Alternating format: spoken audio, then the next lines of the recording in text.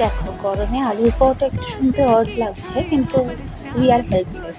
কারণ আমাদের আমিষ ফ্রিজ হয়ে গেছে খারাপ। তো যা বেঁচে থাকছে সেটা দিয়ে আমরা যদি কিছু না করে নিই তো সেটাও খারাপ হয়ে যাচ্ছে। তো সকালের ভাতে আলু সেদ্ধ দেওয়া হয়েছিল, আলু সেদ্ধ বেঁচে ছিল।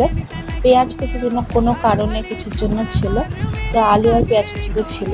তার সঙ্গে আমি একটু নুন, লঙ্কার গুঁড়ো, আমচুর পাউডার, জিরে গুঁড়ো আর একটুখানি চিজ দিয়ে আলুর পুরটাকে মেখে নিয়েছিলাম। আর আটার সাথে একটু জোয়ান নুন দিয়ে গরম জলে আটাটাকে মেখে একটুখানি চাপা দিয়ে রেখে দিয়েছিলাম। তারপরে আটার খিলি করে ভেতরে পুর দিয়ে তা ভালো করে পরোটার মতো এটাকে বেলে দিয়েছিলাম, আটা দিয়ে, তেল দিয়ে না। তারপরে অল্প তেলে এপিঠ ওপিঠ সেঁকে আমাদের রাত্রিবেলা ভুড়ি ভোজ এই আলুর পরোটা দিয়েই হয়েছিল। হ্যাঁ, গরমে একটু শুনতে অড লাগলো, আমরা খেয়ে হজম করে নিয়েছি। চলো, তোমরা আমার থেকেও বেশি ভালো বানিয়ে খেয়ে বলো কেমন হয়েছিল। চলো, টাটা।